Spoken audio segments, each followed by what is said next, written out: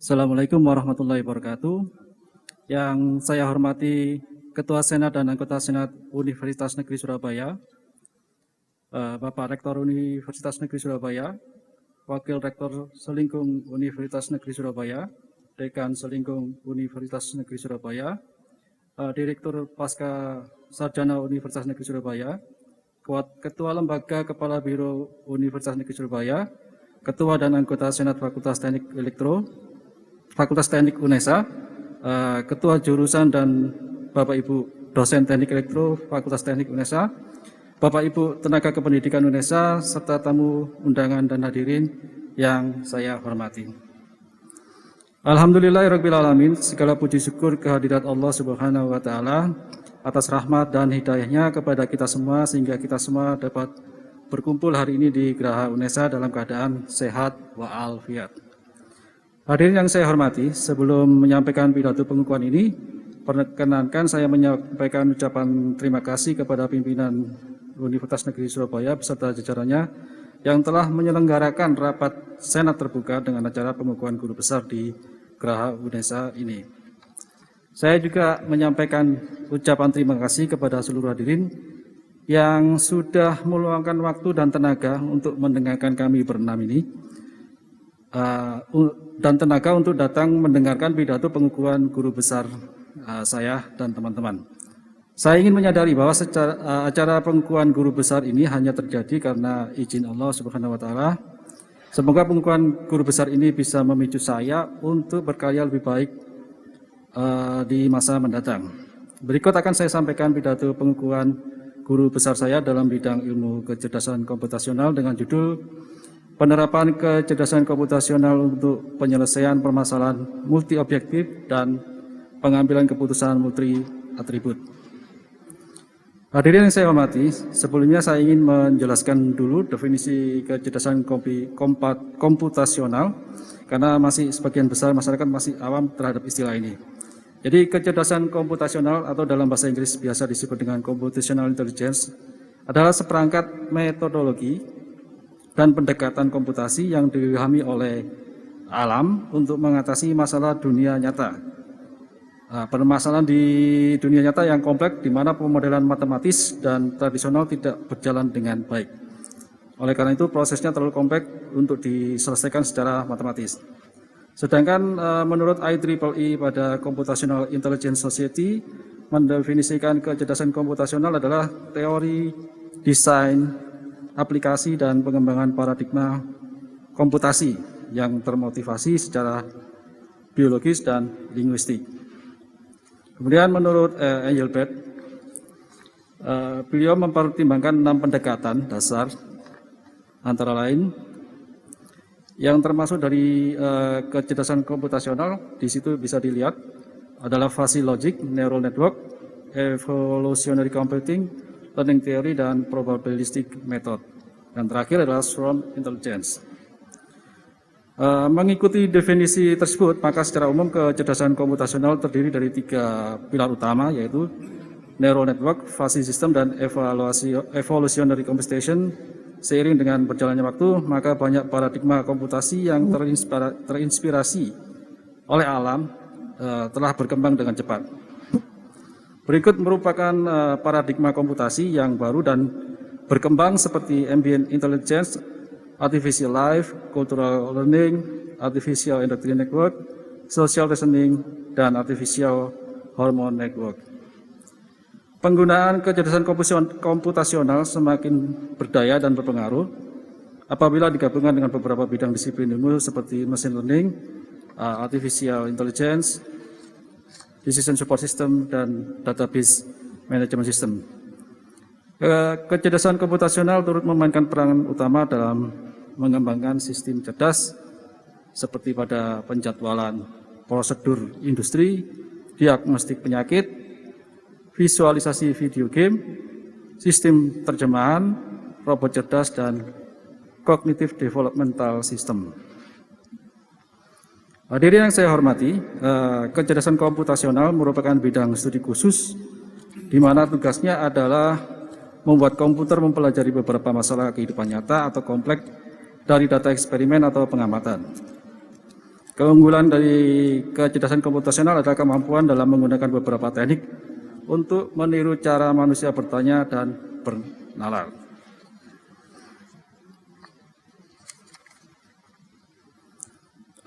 Salah satu permasalahan yang kompleks yang dapat diselesaikan oleh kecerdasan komputasional adalah permasalahan berbentuk optimasi multi objektif ataupun dalam bentuk pengambilan keputusan multi kriteria multi atribut. Permasalahan optimasi multi objektif adalah masalah optimasi yang melibatkan beberapa fungsi tujuan, sedangkan permasalahan dalam bentuk pengambilan keputusan multi kriteria adalah suatu metode pengambilan keputusan untuk menetapkan alternatif terbaik dari sejumlah alternatif berdasarkan beberapa kriteria tertentu. Hadirin yang saya hormati, berikut akan saya beri satu contoh. Jadi salah satu penggunaannya adalah untuk penyelesaian Economic and Emission Dispatch atau disingkat EED. Permasalahan EED merupakan permasalahan optimasi multi objektif. Hal ini karena permasalahan EED mempunyai dua tujuan, yaitu meminimalkan biaya bahan bakar dan meminimalkan emisi.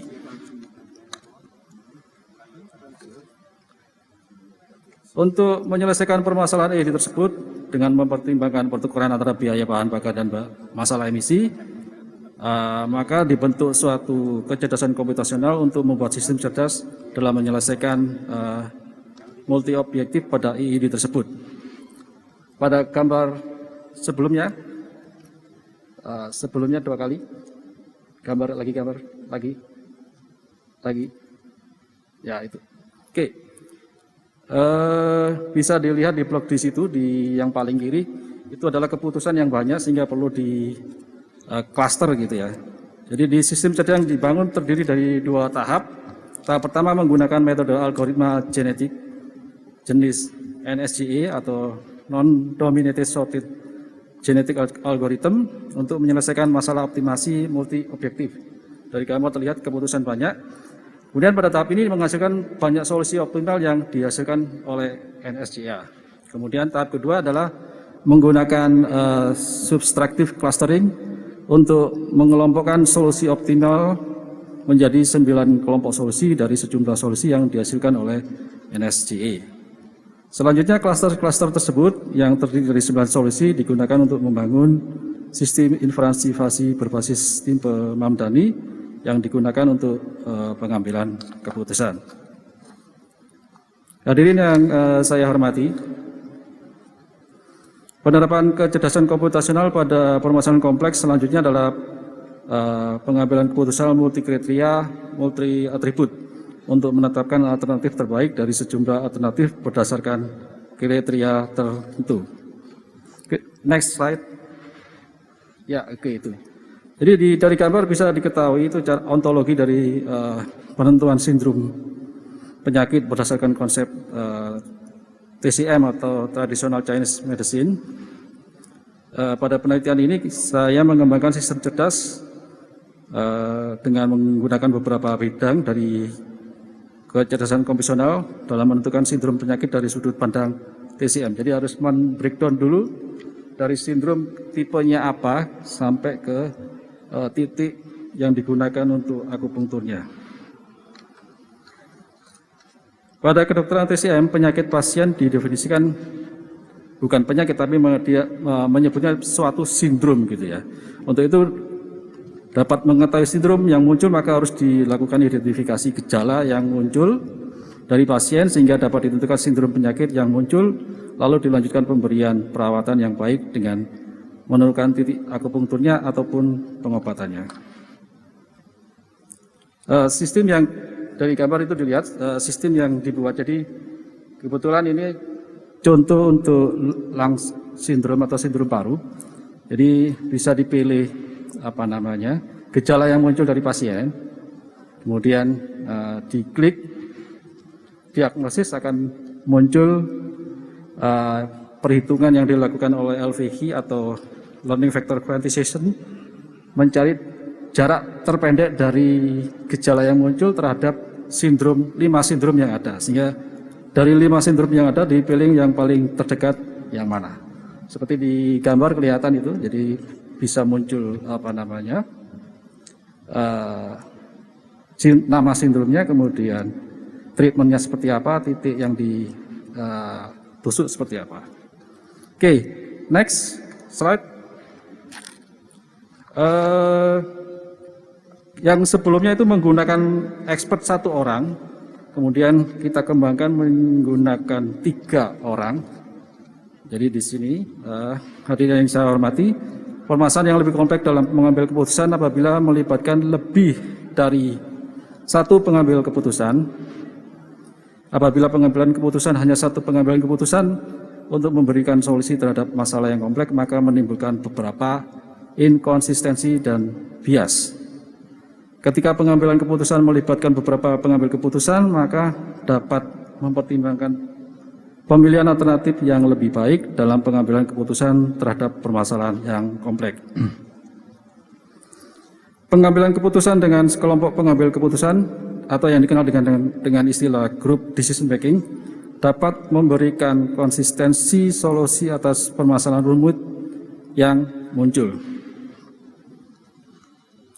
Sehingga pada slide itu adalah pengembangan dari kecerdasan komputasional dengan mengimplementasikan fuzzy multi attribute group decision making untuk penentuan sindrom penyakit pasien dengan menggunakan 3 pakar yang terdiri dari 2 orang dokter konvensional dan 1 orang praktisi TCM. Di situ bisa dilihat bahwa sindrom didefinisikan sebagai alternatif untuk dipilih sebagai sindrom diferensiasi pasien. Selanjutnya gejala atau kriteria didefinisikan sebagai atribut atau kriteria yang muncul pada saat didiagnosis. Dari gambar dapat diketahui untuk menyelesaikan atau menentukan keputusan diperlukan 3 step, yaitu langkah penilaian, langkah agregasi, dan langkah seleksi. Hadirin yang saya hormati, mengakhiri paparan saya, izinkan saya merangkum beberapa hal sebagai berikut. Kecerdasan komputasional dapat digunakan untuk membantu dalam menyelesaikan permasalahan yang kompleks dalam mengambil keputusan seperti permasalahan dalam bentuk multi-objektif maupun dalam bentuk multi-atribut. Suatu sistem cerdas dapat dibangun dengan mengintegrasikan bidang-bidang dari kecerdasan komputasional seperti fuzzy neural network dan genetic algorithm.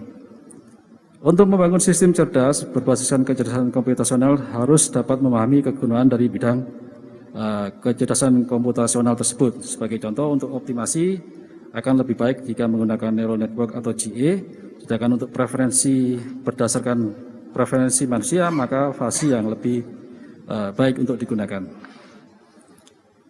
Para hadirin yang saya hormati, puji syukur alhamdulillah saya panjatkan kehadiran Allah Subhanahu wa taala atas rahmat dan ridhonya sehingga saya mendapatkan jabatan guru besar ini, bahwa untuk dapat mencapai guru besar ini bukan hanya usaha saya sendiri semata, namun karena dukungan orang-orang di sekitar saya pula.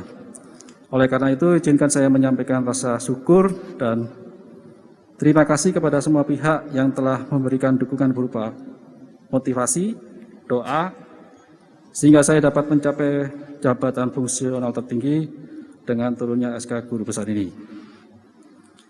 Semoga anugerah ini bermanfaat bagi lembaga dan sivitas akademika Universitas Negeri Surabaya dan masyarakat pada umumnya.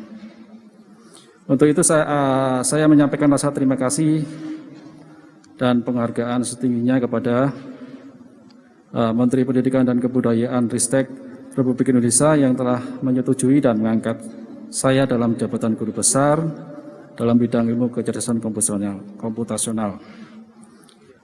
Kemudian Bapak Rektor Universitas Negeri Surabaya dan jajarannya yang telah memberikan dukungan dan semangat sehingga proses pengusulan guru besar saya berjalan dengan lancar. Kemudian Ketua Senat Universitas Negeri Surabaya dan jajarannya, terutama Komisi Pengembangan Sumber Daya Manusia yang telah memverifikasi, menyetujui dan merekomendasikan usulan guru besar saya. Kemudian Dekan Fakultas Teknik dan jajarannya yang telah mendukung sepenuhnya dan merekomendasikan usulan guru besar saya. Ketua Senat Fakultas Teknik dan jajarannya yang telah memberikan rekomendasi usulan guru besar saya, Ketua Jurusan Teknik Elektro dan jajarannya yang telah mendukung dan memotivasi serta merekomendasikan usulan guru besar saya. Selanjutnya kepada bagian hukum dan kepegawaian dan tim PAK UNESA yang telah dengan cermat mengoreksi berkas usulan dan membantu dalam kelancaran proses pengajuan guru besar saya. Secara khusus saya sampaikan ucapan terima kasih dari hati yang terdalam kepada kedua orang tua saya, Bapak I Gusti Madi Bukian dan Ibu Suparniati, yang kebetulan hari ini beliau berdua bisa hadir. Terima kasih Bapak Ibu telah merawat dan membesarkan dengan penuh kasih sayang, memberikan teladan kehidupan dan nasihat kepada saya. Dan tiada henti untuk mendoakan keberhasilan dan kebaikan untuk kami sekeluarga. Kepada istri tersayang, Ari Widowati Sarjana Ekonomi, yang dengan sabar, telaten, dan penuh cinta kasih telah mendampingi, memotivasi, dan memberikan dukungan dengan sepenuhnya dalam segala hal.